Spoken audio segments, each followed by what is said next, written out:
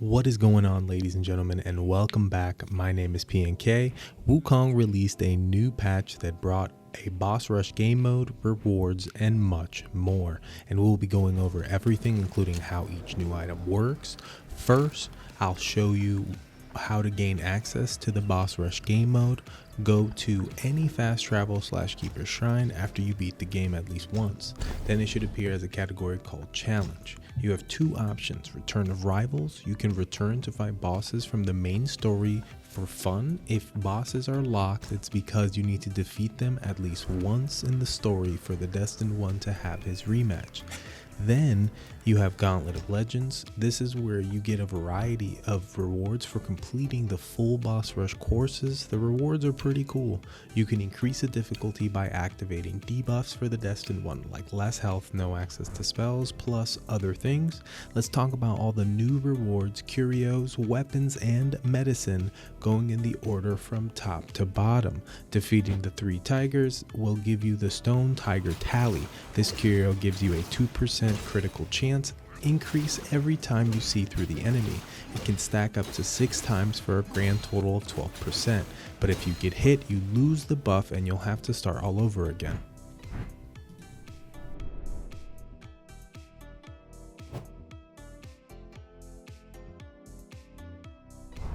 After defeating the 4 monks, you are rewarded with the Frost Enduring Chrysanth. When using Gourd in low mana, restores a moderate amount of ki.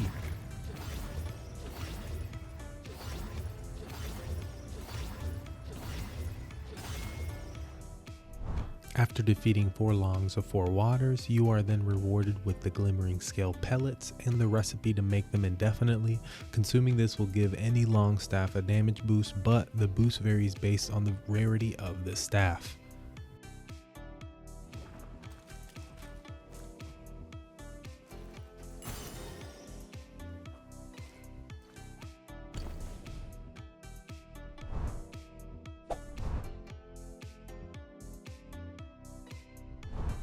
Defeating the Valiant 6 rewards you with Ever-Burning Palace Lantern. In lava terrain or within Ring of Fire, light attacks inflict scorch damage. It's also important to mention when combined with the last buff in the Ring of Fire spell tree called Boundless Blessings. If you stay in the Ring of Fire long enough, even after you leave the ring, you still retain the fire element on your weapon for 10 seconds. After defeating the Shadowy Assembly, you get the Darkened Eye crafting item to craft the Leeching Centipede Staff. All moves that consume a focus point restore a small amount of health upon hitting the enemy. If the enemy is under poison state, the healing effect is massively enhanced. You also get the legendary Sour Wine Gourd. Each sip only restores 24% of your maximum health, but also increases the stamina cost of all actions. In exchange, it will enhance the damage dealt by all charge heavy attacks and varied combos. After completing the Collective Strength Challenge, you obtain Radiant Cosmo, a crafting item that you need to craft the King Mallet Mythical Staff that has one of the best effects in the game, hands down, in my opinion. This is also my second favorite staff in the game. Not only do you get a considerable amount of focus every time you see through the enemy, you also get additional damage from a crater that is summoned by the Destined One every time you see through the enemy in Smash Stance.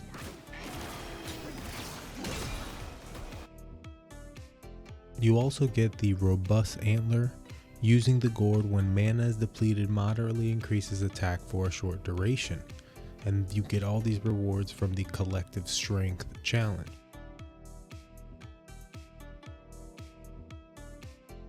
After defeating the Monkey Mind Challenge, you get the Fragment of the Ocean Settling Pillar Curio. It massively extends the duration of the Great Sage form and further increases attack while in this form. In order to use the Great Sage stance outside of Chapter 6, you'll need to have all 18 Great Sage talents activated while also wearing the full Great Sage armor set. That's the armor set you get close to the end of Chapter 6.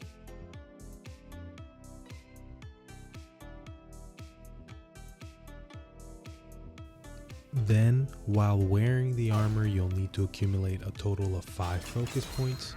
And once you unleash this insane smash stance attack, you go straight into this form and you gain a total of 70 plus attack damage, additional to whatever other buffs you have.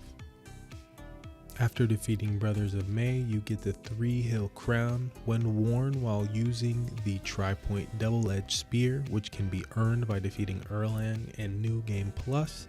It enhances your light attacks. Every successful light attack you summon, what looks like to me is a Weaver's Needle. It procs, it does damage to the enemy, it can also crit chance. Paired with the tri-point double-edged spear special effect, you get quite the burst damage. Then last but not least, after completing Relic Holders Challenge, you get the Heart at Ease crafting item to craft the Fanged Cayenne Staff. This staff, hands down, is my favorite staff. Heavy attacks that consume 4 focus points inflict banes on the enemy based on the stance. You can only apply 2 different elemental banes. Damages in Smash Stance, you summon Erlang's Giant Axe to create a massive AoE shockwave that does damage in addition to landing the initial smash attack. Thrust Stance inflicts Thunderbane and Pillar Stance inflicts Firebane. That concludes the video. Be sure to like and subscribe if this content was helpful in any way. Peace out.